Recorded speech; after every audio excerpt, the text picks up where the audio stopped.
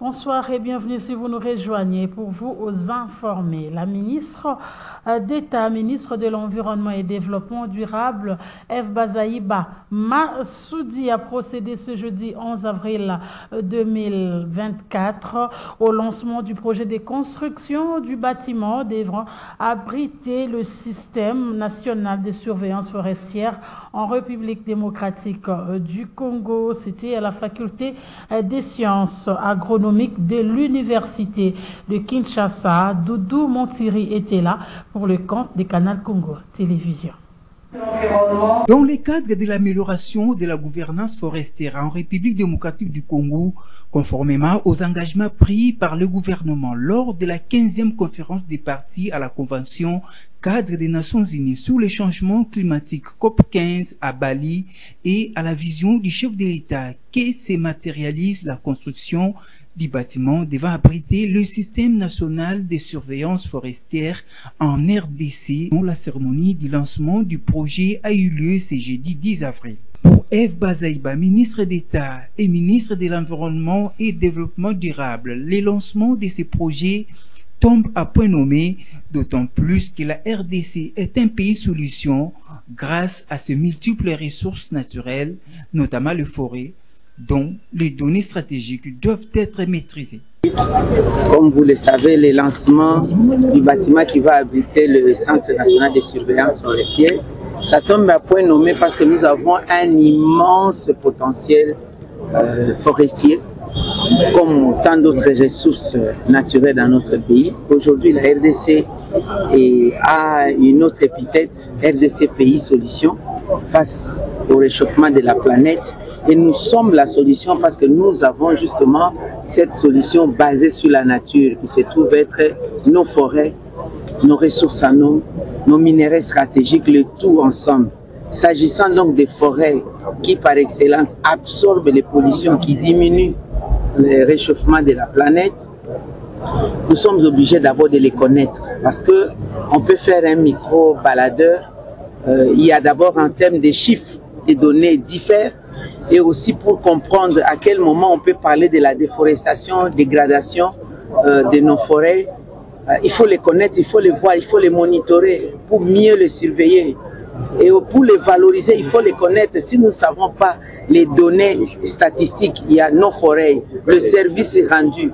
Si nous n'avons pas ces données à les mettre dans notre JBC, comment est-ce que nous allons aller, par exemple, dans le marché Crédit Carbone? Ce n'est pas possible. Et comment est-ce que nous allons gérer durablement nos forêts sans devoir les surveiller? La meilleure manière de surveiller aujourd'hui, c'est l'utilisation des nouvelles technologies y afférentes, notamment la télédétection avec le système géospatial de contrôle, de surveillance. Et c'est là où nous devons les avoir. Il ne faut pas qu'à tout moment nous puissions importer et l'expertise et l'outil. Et si nous exportons ainsi, les données sont logées ailleurs. Pour accéder à ces données, ça pose problème, ça devient beaucoup de mécanismes.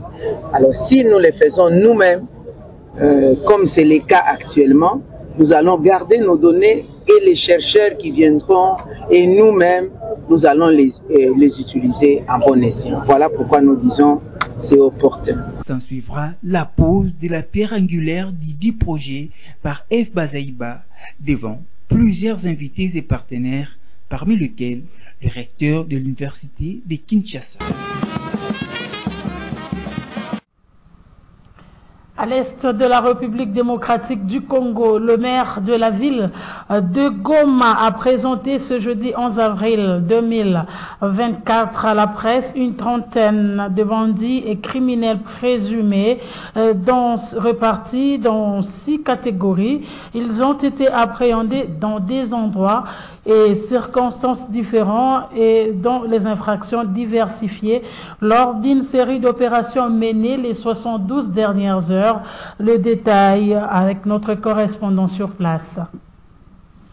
Ces derniers ont été présentés devant la population et la presse par l'autorité urbaine.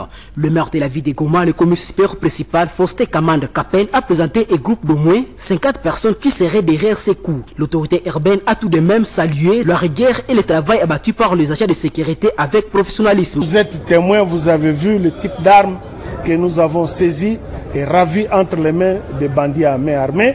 Vous avez vu la bande de kidnappeurs, vous avez vu la bande de motards. Quand nous parlons des motos, il y a ceux qui croient que nous sommes contre nos amis, nos frères qui ont ça comme activité.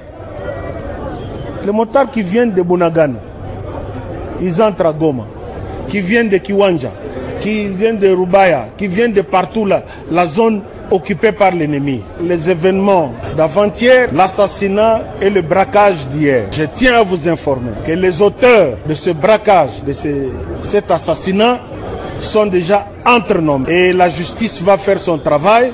Tout ce que nous demandons à notre justice, c'est d'organiser l'audience publique. Et le cas des bandits à main armée fichés par nos services, si on peut les amener dans d'autres prisons du pays, ça va essayer d'assainir le climat d'insécurité dans la ville de Goma et dans la province du Nord Kivu. Noté qu'à moins de 24 heures, la ville de Goma a enregistré au moins 8 personnes tuées par balle, dont 3 à Majengo qui ont été tuées par un homme armé à tenue militaire et 5 autres tués à l'entrée président autour de 17 heures.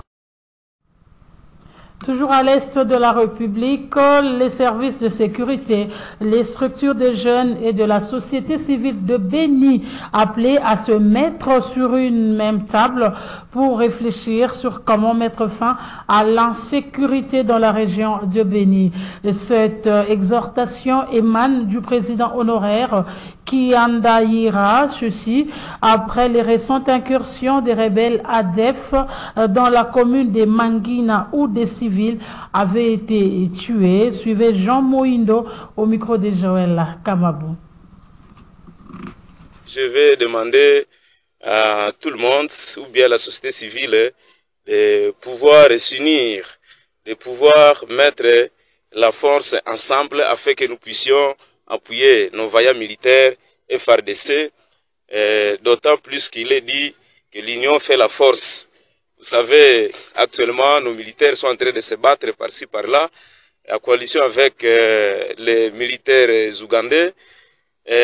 Nous aussi, population, nous devons aussi les soutenir, en vivre surtout. Parce que lorsqu'ils sont en champ de bataille, bon, ils auront aussi besoin de manger. La commune, telle que vous venez de le dire, Moulekera, est vraiment envahie par surtout les quartiers saillants, les ADF Nalu. Pourquoi je le dis ici? Parce que sont poursuivis dans la vallée de Semoulik, et lorsqu'ils se dispersent, ils parviennent à traverser le boulevard, aller à l'ouest, et se retrouver maintenant à Mbutaba, Botala, vers Koudoukoudu, voire Mangina, parce que ce sont des cellules.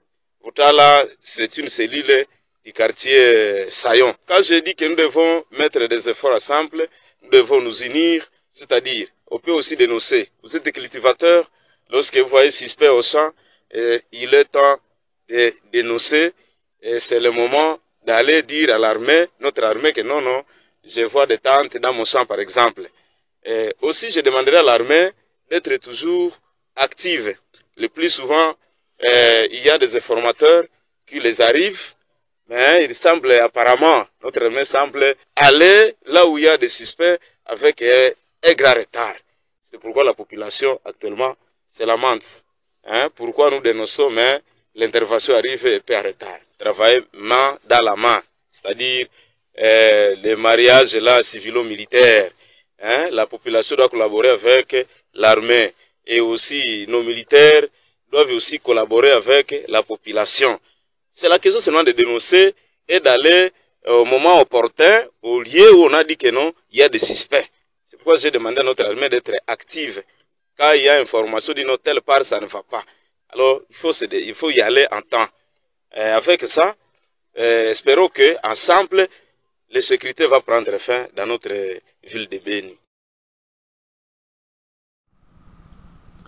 Et puis, la MONUSCO dément toute rumeur qui circule sur la toile selon laquelle elle aurait cédé ses positions au M23 dans les alentours de la cité de Saké. À en croire Jean-Toby Okala, chargé des informations de cette mission onusienne à Béni, la MONUSCO a quitté momentanément sa base de Ruindi afin de renforcer les efforts dans d'autres zones sensibles du Nord Kivu à la suite d'une demande du gouvernement congolais. Suivez-le au micro de notre correspondant Joël Kamabou.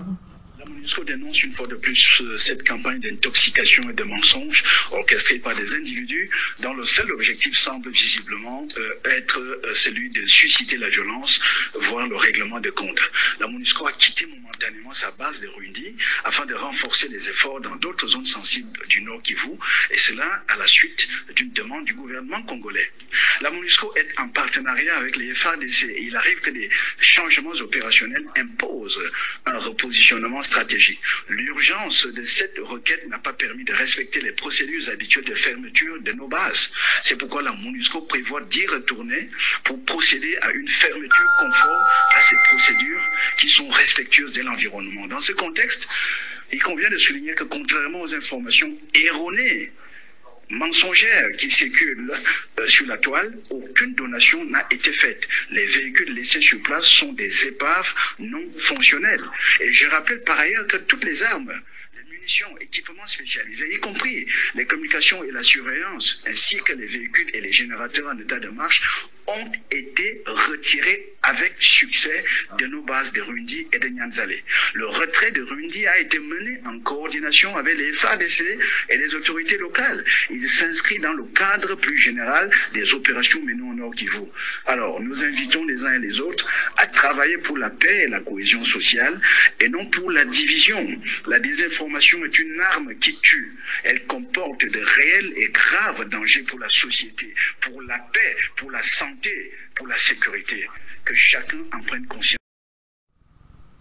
Je vous invite à présent à prendre connaissance du communiqué du regroupement politique APA MLC en sigle avant de poursuivre ce journal. Message de félicitations du regroupement politique Alliance des partis politiques alliés au mouvement de libération du Congo APA MLC à son excellence Madame Judith Souminoa Toulouka, se joignant à notre autorité morale, son Excellence Jean-Pierre Bemba Gombo, vice-premier ministre, ministre de la Défense nationale et ancien combattant, les membres plutôt de notre regroupement politique Alliance des partis politiques alliés au mouvement de libération du Congo APA MLC, en sigle, ça saisissent cette occasion pour vous présenter nos vives et chaleureuses félicitations pour votre nomination au poste de Premier ministre, chef du gouvernement de la République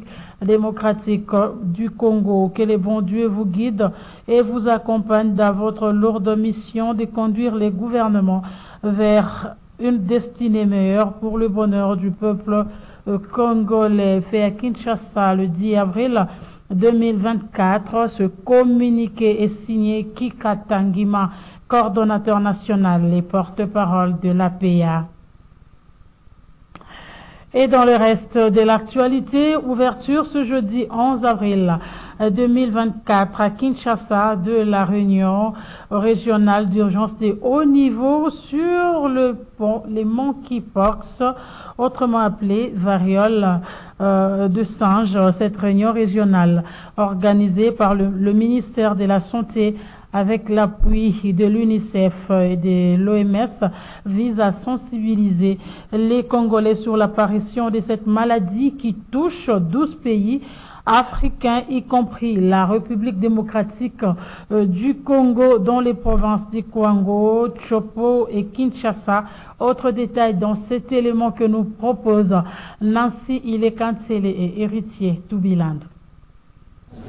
Les représentants des 11 pays africains touchés par l'épidémie de monkeypox ou variole de singe prennent part à Kinshasa à la réunion régionale d'urgence de haut niveau sur cette maladie qui décime la vie des milliers d'Africains. Ouverte ce jour à Kinshasa, cette activité est appuyée par l'UNICEF, l'OMS et CDC Africa. À cet effet, les politiques et les scientifiques ont trouvé un cadre de réflexion afin de formuler des conclusions et recommandations importantes pour bouter cette maladie du continent africain. Dr Boureima Amasambo, représentant de l'OMS en RDC, qui a pris la parole au nom des partenaires, a fait savoir que le monkeypox constitue une urgence de santé publique vu son ampleur. L'année dernière, la variole simienne a fait beaucoup trop de morts dans nos communautés. Sur plus de 14 000 cas de variole simienne rapportés, il y a eu plus de 654 décès.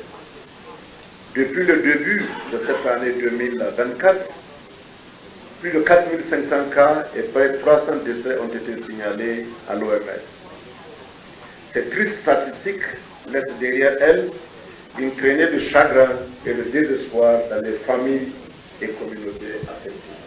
Dans son mot de circonstance, Dr Roger Kamba, ministre de la Santé publique, Hygiène et Prévention, a reconnu que le monkeypox est en train de prendre de l'ampleur, ce qui constitue une menace régionale et un problème mondial qui doit impliquer la mobilisation de tous les partenaires. Ce problème régional devient in fine un problème mondial.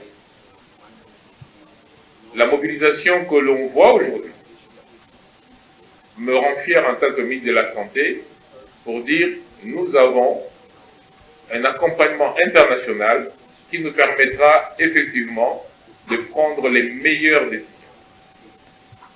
Au début, avec l'OMS, on avait juste prévu une réunion des experts la semaine prochaine, mais mon ami Dr Kasseya m'a dit non, il faut que tous les internationaux viennent aussi, et donc nous avons combiné ces deux réunions, la réunion stratégique et la réunion des experts. C'est le samedi 13 avril 2024 que les ministres de la Santé des différents pays concernés par cette maladie, dont le Burundi et l'Ouganda, vont avoir une plénière durant laquelle les résolutions et autres recommandations seront mises à leur disposition afin d'attaquer cette pathologie dont l'évolution devient inquiétante.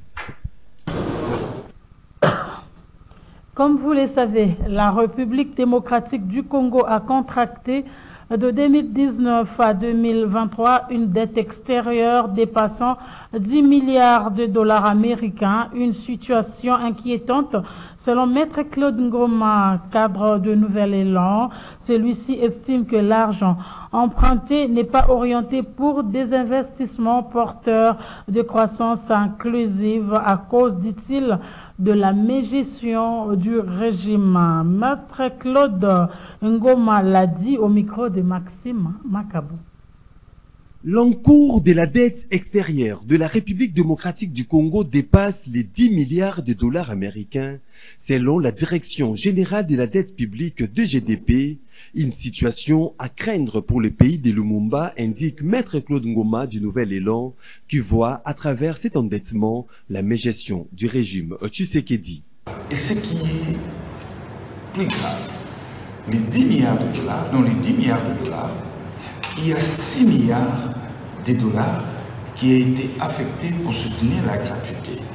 Il y a 2,5 milliards de dollars qui a été affecté pour soutenir le fonctionnement des institutions. Et puis voilà, 1,5 milliard pour soutenir la balance économique. Et donc, ça montre à suffisance combien il y a mégestion dans le régime, dans ces régimes. Parce que s'endetter, ce n'est pas un péché.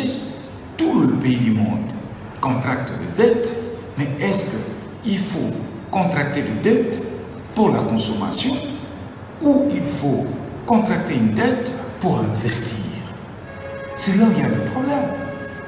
Dans les cas sous examen, M. Félix, dans son mandat, il est allé conclure une dette à la hauteur de 10 milliards de dollars, justement pour la consommation. Alors que l'opinion doit connaître plutôt que dans les 10 milliards de dollars, il y a les taux d'intérêt. Il y a les taux d'intérêt.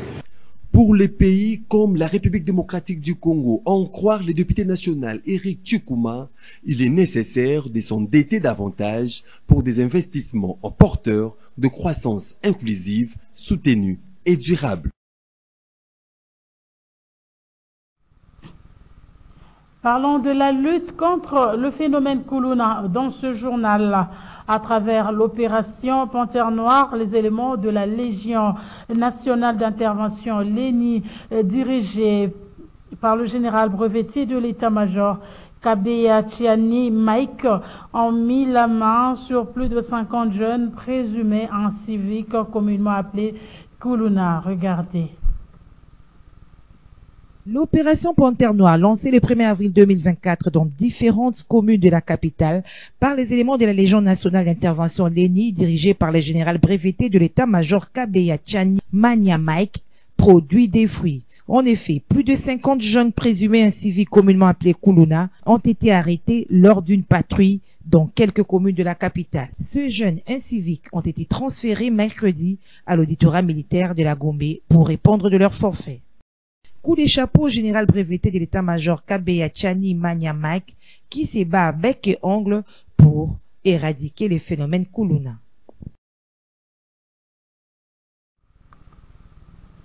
Les femmes vivant avec handicap de Kinshasa et quelques provinces sont dans la capitale pour participer à la 7e table ronde provinciale sur le leadership féminin et la participation des femmes vivant avec handicap au processus politique démocratique de paix et de sécurité ouvert ce jeudi 11 avril 2024. Gisèle Etoko Ekouchou pour plus de détails.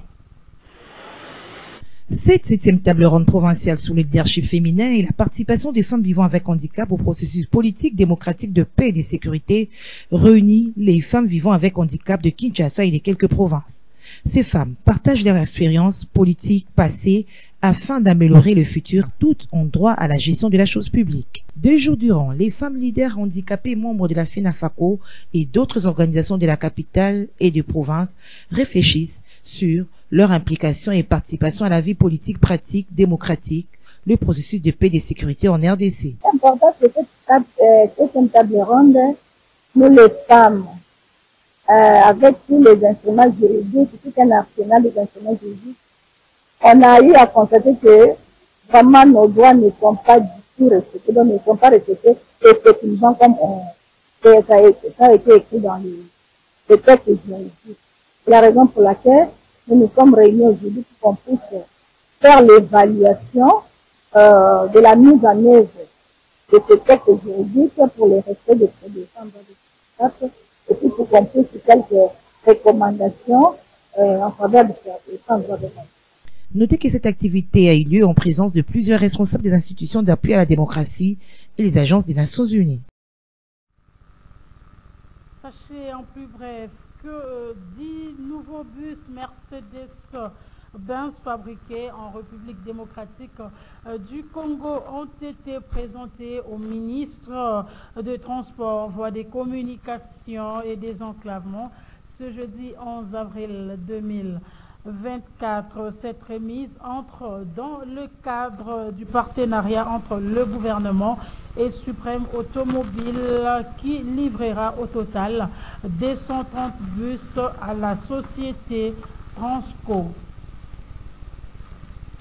Revenons sur la clôture du mois de Ramadan chez les musulmans avec ces coups de projecteurs sur le repas de famille consommé pour rompre le jeûne. Aussi le Zakatul Fitr, cette offrande de fin de Ramadan pour la purification. Plus de détails avec Ibrahim. Al-Fitr, la fête marquant la fin du mois de jeûne de Ramadan, marqué par un repas symbolique dans la tradition musulmane. Un opulent repas des familles où la nourriture traditionnelle est consommée pour rompre le jeûne. Le prophète Mohammed sallallahu alayhi wa sallam qui met la panaï a élu religion ezali kotongama na 5 piliers fondamentaux. Parmi les 5 piliers fondamentaux, mokonde yango ezali soit mu fishar Ramadan. Donc bokanga karemi na sanzo ya Ramadan.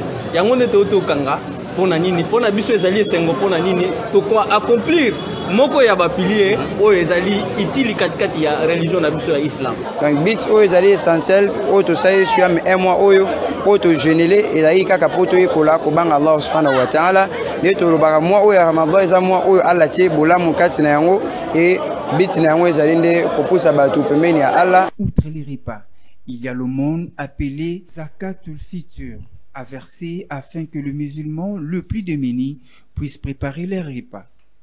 Elle permet d'abord la purification de la personne qui a jeûné.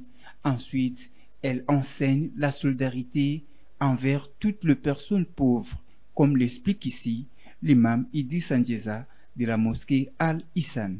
Naam, zakat fitr ezali parce que nzambe taka lumna kati na Quran ya ayyuhalladhina amanu kutiba alaykum siyam kama kutiba alal ladhina min qablikum la'allakum tattaqun. Nzambe taka bi bino to limiko nzambe boka nga kerem lolenge bato bakanga kerem bosana bino boka nga yango bino pe lokola soki bokangi yango bokobanga nzambe nde tina yango ya kobanga nzambe na kokanga kerem soko tamu takokanga kerem azana droit kosala masumu te azana droit concentrer makasi pa ya kolo nzambe soko tozali bato nzambe akela moto azali faible na berere ya mikelo osalaka kofinga kotonga ifale pa tosala yango me na ramadan bato mosusu basali yango nde na hikima ya nzambe na prophète Mohammed sallam mayele na bango batili biso soko oyo zakatul fitr mpo epurifie kerem na biso na bambeba mike mike elongwa mpe esala nini ezala bilei ya bato bakozanga mokolo ya feti bakoka kofete nde bomoi bazolia na kati na moske bazolia mpo ya nini parce que bamusulman babimisi mpo te lelo ezala feti na feti bato nyonso biso nyonso bariche bapauvre qualité nyonso tosepela elongo ensemble.